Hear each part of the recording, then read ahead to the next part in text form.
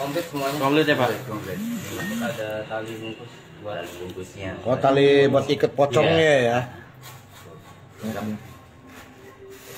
Itu satu apa dua itu? Ini buat buat Itu dua orang. dua orang. Adapun kalau pelaksanaannya yang satu yang nggak hadir siapapun ya tetap kita laksanakan gitu. Itu baunya juga ada ya Pak. Iya, aduh.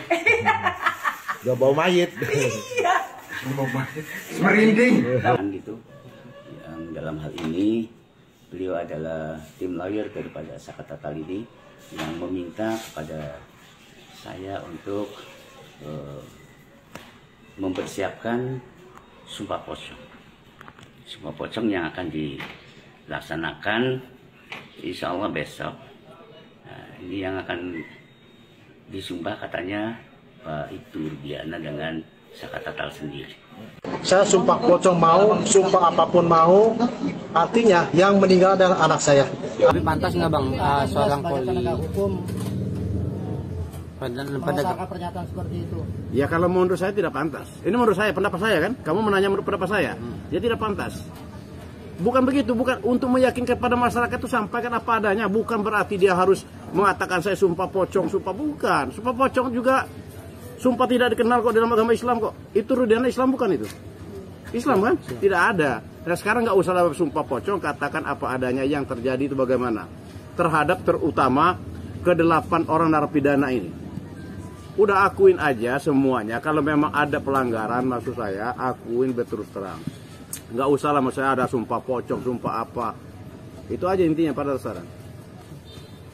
Termasuk ini juga sih Bang, apa pembodohan juga nggak sih buat masyarakat apa seorang penegak hukumnya, apalagi seorang polisi kok dengan cara itu harusnya kan dengan cara apa itu hukum dia harus menyelesaikan dan menjawab dengan. Iya. Menurut saya jelas dong, dia kan aparat penegak hukum loh. Sekarang makanya saya bilang ini jangan berpikir ke mistik lagi. Semuanya mistik loh. Sumber ini kemarin didapatkan dari kesurupan. Dari kesurupan menjadi nanti sumpah pocong. Mistik semuanya lari nanti. Nanti mau hukumnya nanti gunakan hakim juga, hakim mistik juga.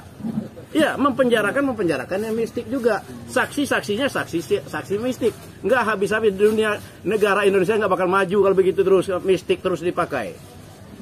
Ya, kembali lagi saya bilang tadi ke Ibtu Rudiana, apaan pakai sumpah pocong? Dia seorang penegak hukum, kok orang modern kayak gitu kok pakai sumpah pocong loh gitu loh.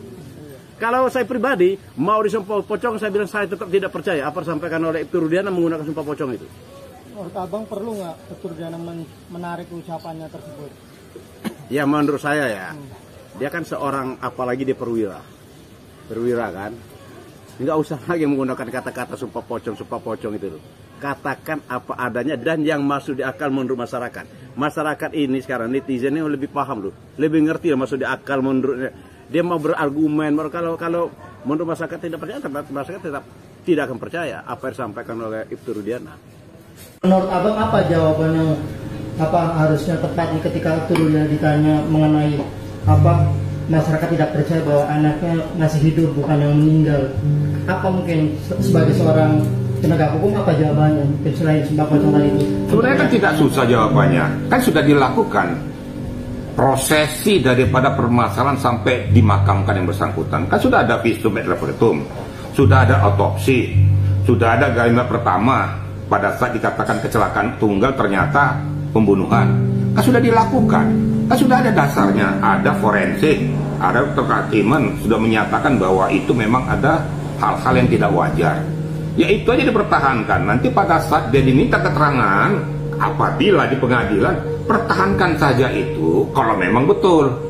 Ya kalau kamu bohong, kamu siap untuk menerima konsekuensinya.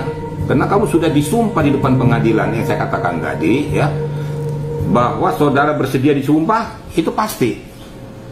Kalau bersedia, ucapkan sesuai dengan agama dan kepercayaan masing-masing. Makanya ada Alkitab dan Al-Quran, kan gitu.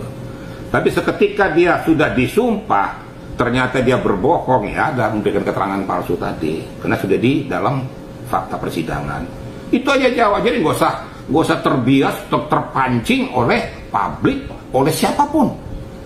Ya, kamu harus berdiri tegak. Ya, kalau kau bohong kan ketahuan bohong. Ya, kalau kamu benar, perkuat aja kebenaran itu. Nggak usah kamu goyang. Jangan dengan segala macam permasalahan sehingga kau terpancing mengatakan saya siap sumpah pocong. Kemudian yang kedua lagi saya 7 turunan gak selamat. Ini nggak benar gitu loh. Ingat loh, dia seorang polisi loh, perwira loh. Nggak pantas, nggak layak mengucapkan itu. Saya sebagai purnawirawan Polri mengatakan saya kecewa dengan jawaban itu.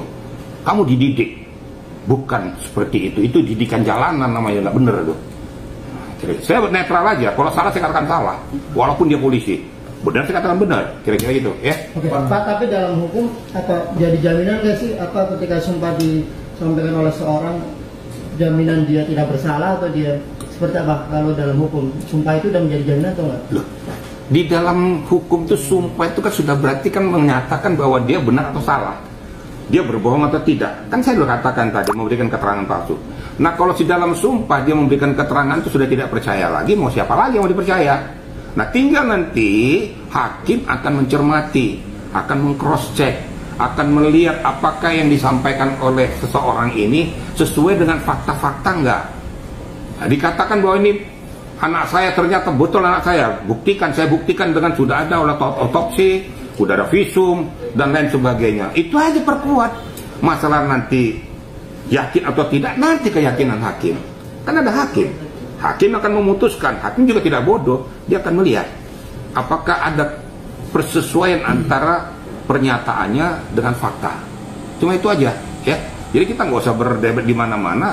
Fakta hukum aja kita lakukan, gitu kira-kira.